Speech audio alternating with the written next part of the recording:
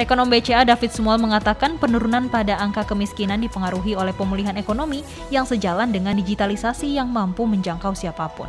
Ia menyampaikan angka kemiskinan pada bulan Maret menurun juga sejalan dengan pemerintah yang melonggarkan kebijakan PPKM karena penurunan kasus COVID-19. Hal ini juga sejalan dengan masyarakat Indonesia yang masih didominasi kelas menengah ke bawah dan masih bergantung pada mobilitas.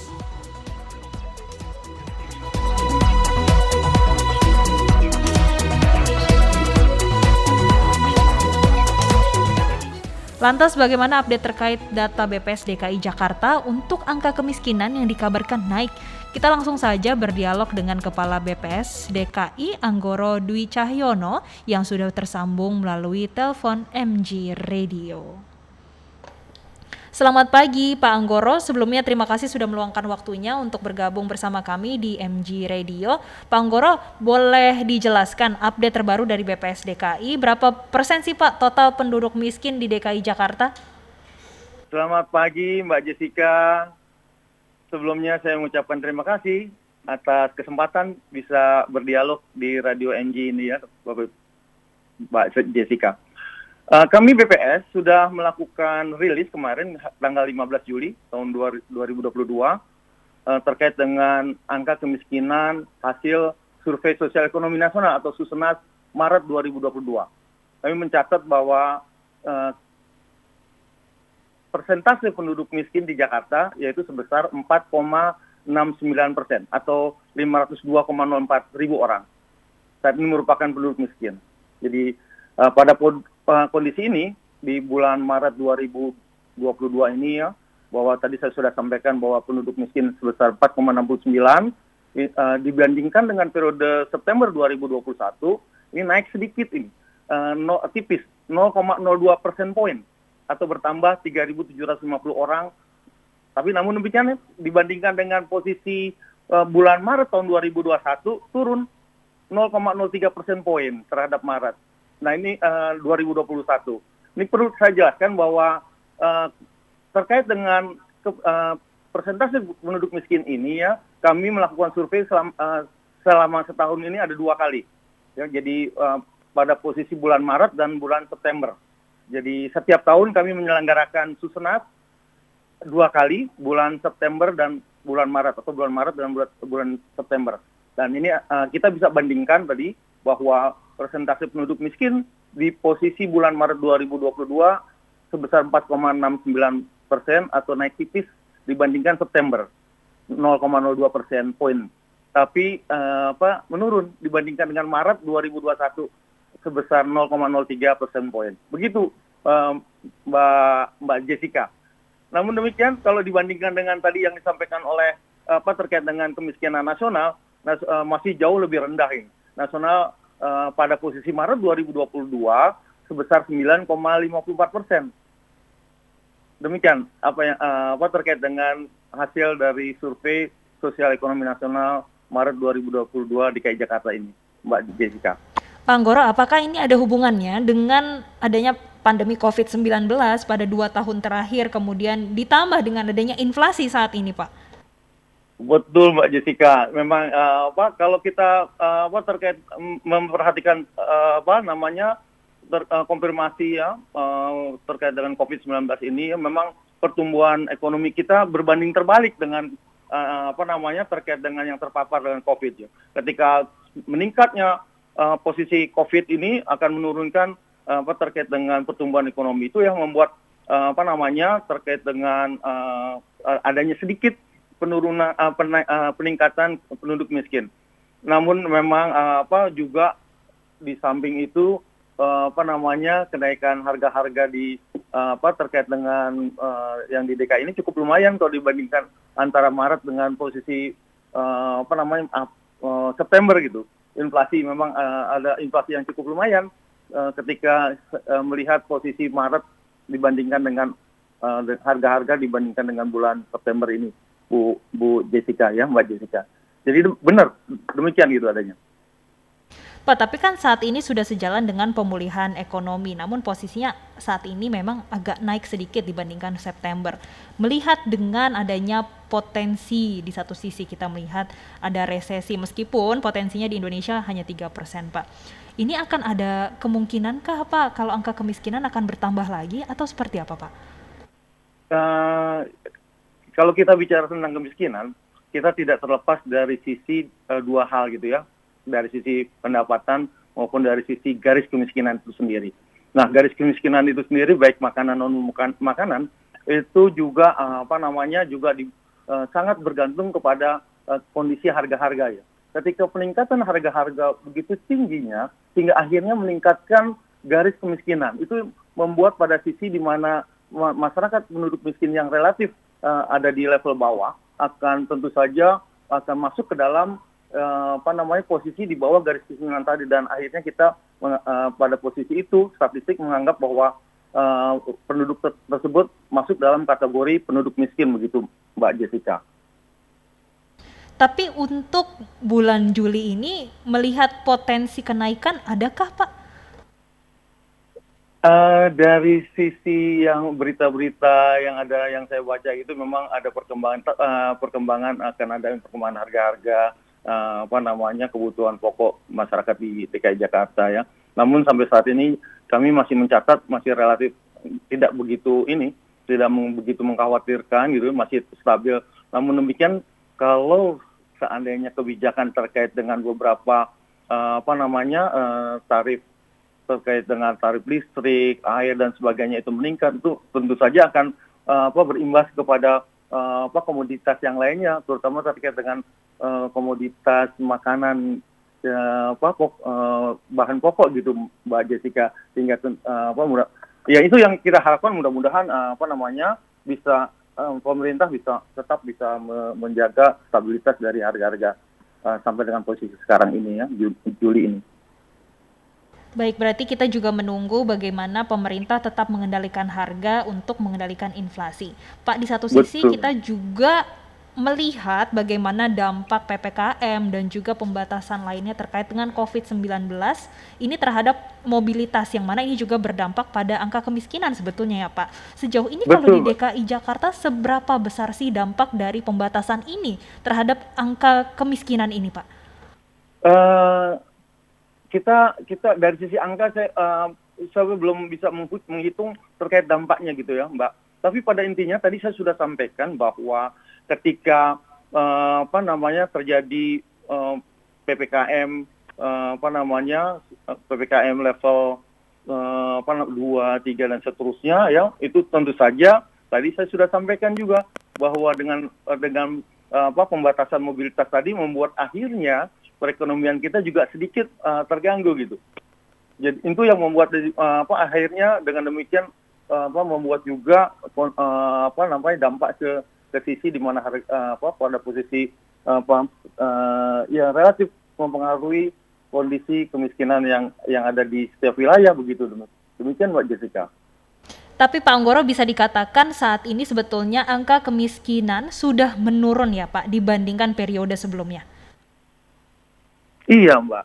Jadi kalau saya bandingkan tadi, makanya saya membandingkan dua periode ya, pada posisi kemiskinan saya bandingkan dengan periode yang September kemarin ya, tahun 2021 maupun dengan periode 2022. Dan dari sisi kalau saya bandingkan dengan Maret 2021 posisi penduduk miskin, presentasi penduduk miskin di DKI Jakarta relatif turun sedikit gitu Mbak, 0,03% poin dibandingkan dengan posisi Maret tahun lalu begitu.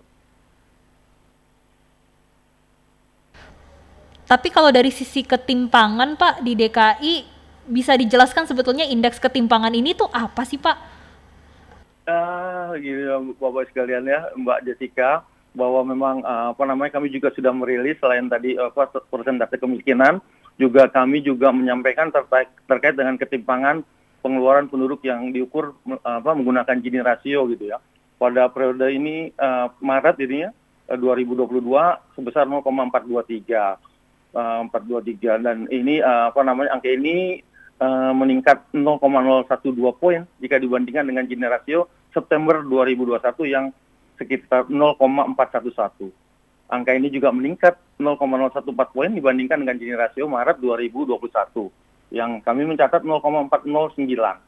Nah, ini untuk mengukur ketimpangan kesenjangan pengeluaran penduduk, BPS mengeluarkan indikator yang namanya Gini rasio, Mbak. Dan satu lagi adalah distribusi pengeluaran menurut Bank Dunia atau World Bank.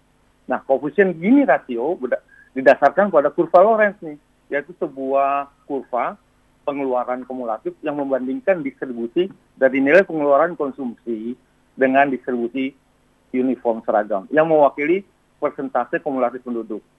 Jadi angka Gini rasio mendekati 0, artinya itu distribusi pendapatan kategori ketimpangannya rendah, Mbak. Semakin angkanya mendekati 0.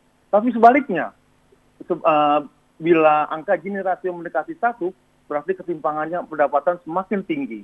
Nah, itu dari sisi Gini rasio. Jadi mendekati 0, ketimpangan pendapatan di antara penduduk DKI Jakarta relatif rendah. Tapi kalau mendekati 1, ketimpangan penduduk DKI Jakarta terkait dengan pendapatan relatif tinggi.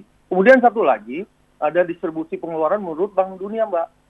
Nah, ini presentasi kelompok penduduk 40% terbawah, Mbak. Kami 40% terbawah, menengah 40%, satu lagi 20% yang tertinggi. Ini kita kenal dengan ukuran ketimpangan Bank Dunia ini. Nah, ini saling mendukung nih antara Gini rasio dengan terkait dengan pengukuran Bank Dunia ini, Mbak. Nah, ini untuk Bank Dunia, Mbak, jika proporsi jumlah penduduk dari penduduk yang masuk kategori 40% terendah terhadap total pendapatan seluruh penduduk DKI Jakarta kurang dari 12%, dikategorikan ketimpangan pendapatan tinggi dia. Jadi 40% terbawah punya porsi hanya 12% gitu, Mbak, atau ke bawah. Itu ketimpangannya tinggi.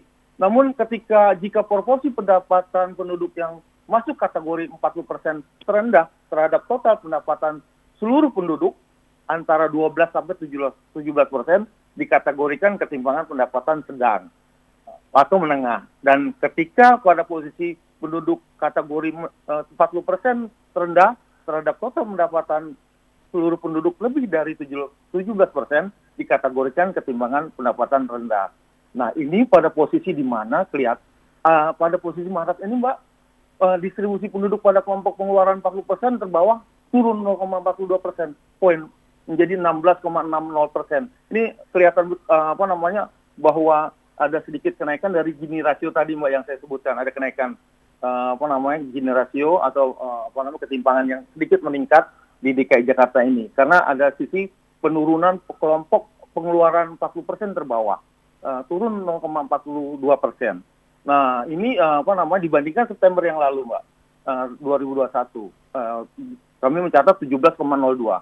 Nah, sesuai dengan kategori Bank Dunia, angka ini menunjukkan bahwa ketimpangan pengeluaran penduduk Jakarta berada di kategori ketimpangan sedang. Nah, sebaliknya, distribusi pengeluaran kelompok 20% teratas, Mbak, justru meningkat 2,40% menjadi 50,18% dibandingkan September 2021 ini, tahun lalu gitu ya. Jadi inilah yang menyebabkan terkait dengan ketimpangan pendapatan di DKI Jakarta sedikit meningkat karena tadi untuk kelompok yang di bawah 40% bawah dia turun pendapatannya. Tapi di kelompok 20% teratas dia meningkat, Mbak. Itulah yang membuat jadi distribusi pendapatannya semakin sedikit bergerak, ketimpangannya semakin meningkat begitu, Mbak. Itu terkait dengan ketimpangan pendapatan itu, Mbak. Ya, ketimpangan terjadi kenaikan sedikit, Pak. Tapi kalau dari BPS, yang menjadi fokus pemerintah harusnya apa sih, Pak, di kemudian hari? Apakah dari pelonggaran kebijakan untuk pandemi COVID-19-nya kah, atau pengendalian pandemi COVID-19-nya kah untuk mengendalikan angka kemiskinan ini, atau di satu sisi juga harus bisa mengendalikan harga-harga, ditambah dengan adanya potensi kebijakan moneter semakin ketat, Pak? Kalau bicara dari sisi kemiskinan ya, Mbak, ya, kita kembali ke kemiskinan ya, terkait dengan itu memang yang pertama tentu saja terkait dengan menjaga distribusi barang kebutuhan pokok, Mbak, sehingga tidak terjadi gejolak harga atau inflasi ya, diseimbangkanlah antara supply and demand-nya gitu. Sehingga pada posisi itu diupayakan bahwa harga-harga stabil itu supaya garis kemiskinan tidak bergerak ke atas gitu, Mbak. sehingga level yang bawah itu akan berdampak masuk ke dalam posisi penduduk miskin. Kemudian juga terkait dengan bantuan penerima manfaatnya, memastikan distribusi bantuan sosial secara tepat dan cepat ya, sesuai dengan waktu. Nah, ini pemerintah DKI ini seingat saya sudah punya data yang cukup lengkap, Mbak. Ada yang namanya data carik, Mbak, di DKI Jakarta ini. Ini sudah mencakup 80% lebih penduduk rumah tangga yang ada di DKI Jakarta. Dan itu bisa dari sana terkait dengan bagaimana penerima manfaat ini betul-betul di tepat sasaran gitu, Mbak, melalui data carik ini. Kemarin seingat saya hari Minggu yang lalu ada launching terkait dengan data carik tuh di Jakarta International Stadium itu ya, bahwa ini data ini cukup kuat untuk bisa ini di seluruh Indonesia, hanya ada di DKI Jakarta, Mbak. Jadi bagaimana upaya pemerintah DKI Jakarta untuk bisa terus memperhatikan kesejahteraan level bawah ini, sehingga akhirnya penduduk miskin ini tidak turun ke dalam lebih dalam lagi gitu. Dan kemudian tentu saja memang tadi saya sudah sampaikan terkait dengan bagaimana terus kita mengendalikan COVID ini dengan baik ini, Mbak.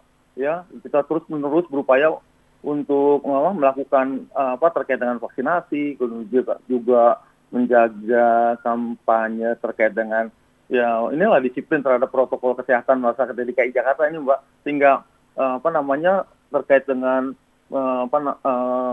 kondisi di mana kita terus menjaga pandemi COVID ini pada posisi yang bisa betul-betul tidak meningkatkan posisi terpaparnya masyarakat DKI Jakarta terhadap COVID ini. Alhamdulillah, Mbak. Tadi saya juga sudah sampaikan ketika pada posisi COVID-nya rendah ya, penurunan COVID berbanding terbalik dengan pertumbuhan pendapatan DKI, Mbak, pendapatan masyarakat itu. Jadi ketika turun, insya Allah terkendali pandemi COVID, tentu saja akan meningkatkan pendapatan ya, pertumbuhan ekonomi, sehingga akhirnya pendapatan masyarakat meningkat dan tentu saja pada akhirnya akan bisa menjaga atau mengentaskan kemiskinan itu sendiri, Mbak Jessica. Baik, berarti kuncinya dari pemerintah harus distribusi yang tepat sasaran, kemudian pengendalian pandemi COVID-19 di dalam negeri sendiri ya, Pak. Baik, terima kasih Kepala BPS DKI Jakarta. Gimana, Pak? Stabilitas harganya, Mbak, juga terus terjaga.